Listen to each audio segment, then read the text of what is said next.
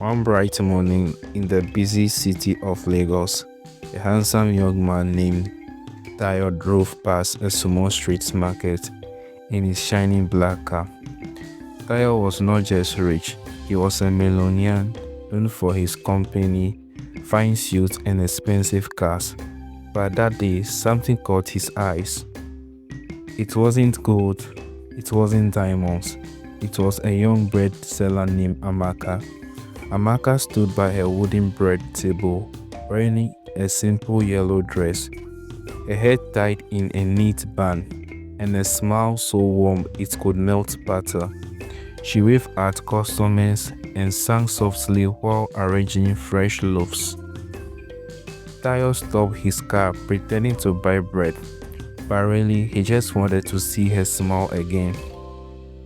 From that day, he came every morning, first for bread, then for her. But life was not going to be easy for them.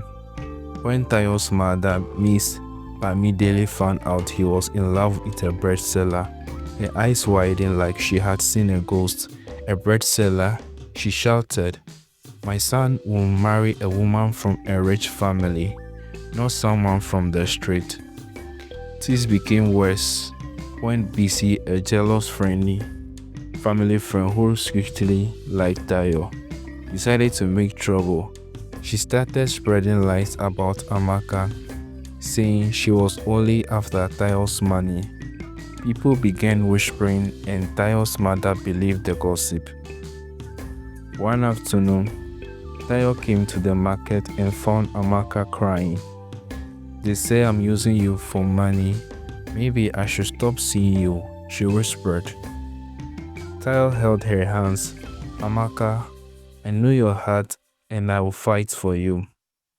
But BC was not done. She had a dangerous plan, one that could break their love forever.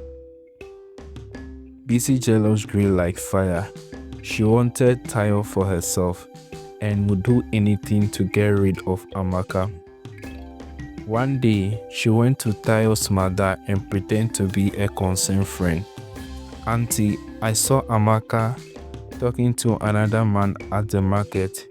She's not loyal," BC lied, putting on a fake worried face. Miss Bamidele's heart hardened, even more without telling Tayo. She went to the market and told Amaka to stay away from her son. "You will never marry my son.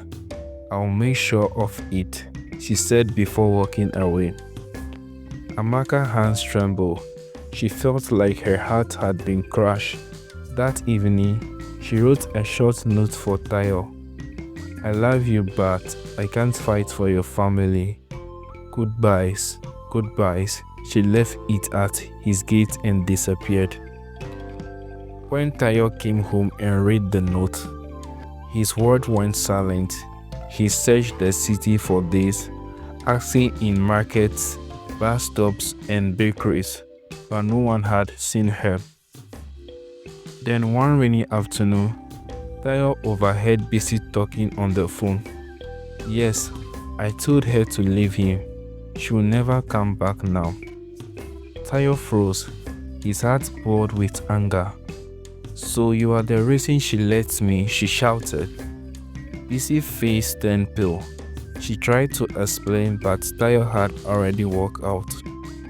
He drove straight to Amaka's small village, where he finally found her helping her mother bake bread. When she saw her standing in the door, her eyes widened. "I told you I would fight for you," Tayo said, holding her hands. "We will face anyone who tries to break us apart together." But unknowing to them, someone else had been watching from outside the bakery window, and this person's plan was even more dangerous than BC's. The person watched from the bakery window was Mr. Ade, Tayo's uncle. He was the real reason Miss Bamidele disliked so much. Years ago, Mr. Ade had planned to take over Tayo's father's company, but he feared that a poor girl like Amaka would make Tayo stronger and harder to control. That night, he visited Miss Bamidele. "Sister, you must stop this girl before she destroys our family name," he said, pretending to care. "If Tayo marries her, the company will fall apart." Miss Bamidele, already upset from BC's lies, agreed to join his plan. A week later, Amaka was invited to a big family dinner at Bamidele's mansion. She thought it was finally a chance to prove herself. She wore her best dress, simple but beautiful blue gown, and bought freshly baked bread as a gift. But when she arrived, the small were fake plates of expensive food were served, but every word spoken was sharp. Mr. Ade asked strictly questions, trying to make her look foolish. Missy kept laughing at her answers. Miss Bamidele stayed silent, her eyes cold. Then came the final blow. Mr. Ade placed an envelope on the table. Inside were fake pictures of Amaka with another man.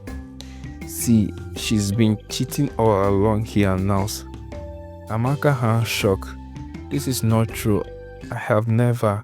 She tried to speak, but her voice broke. Before anyone else could say a word, Tayo stood up, slamming his hands on the table. "Enough," he shouted. "I know these pictures are fake, and I know exactly who is behind this." The room went silent. All eyes were on him. But just as Tayo was about to reveal the truth, the mansion's front door burst open and someone ran inside. Someone who held the real proof that could change everything. The front door flew open. In came Mama Ireti, the elderly woman who sold food beside Amaka Brand's stand.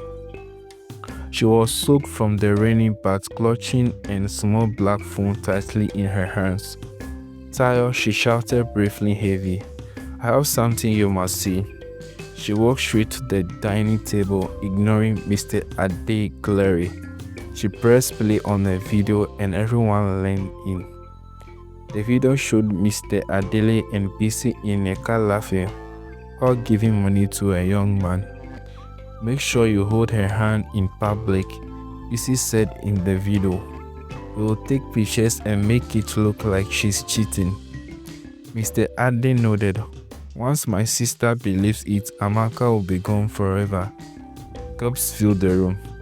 Miss Bamidele's eyes widened as she turned slowly towards her brother. You lied to me," she whispered. Mr. Ade stammered. "It's not what it looked like." But before he could finish, Tayo pointed at the door. "Leave and never came near us again." BC tried to follow, but Mama Ireti stepped her with a sharp look. "Your shame will follow you." Miss Bamidele stood up, her eyes wet with regret. She walked to Amaka, took her hands. "My doctor," she said softly, "forgive me. I see now you are the one who truly loves my son." Tears ran down Amaka's cheeks, but this time they were happy. Tears. Tayo pulled else the family except the guilty ones clapped and smiled. Months later, the wedding was the talk of the city. Amaka arrived at the ceremony in a golden dress, holding a small loaf of bread instead of flowers. A symbol of their love began. Tayo kissed her hand and whispered, "No matter what, I'll always choose you." And as they danced under the twinkling light, Mama Iriti shouted from the crowd, "See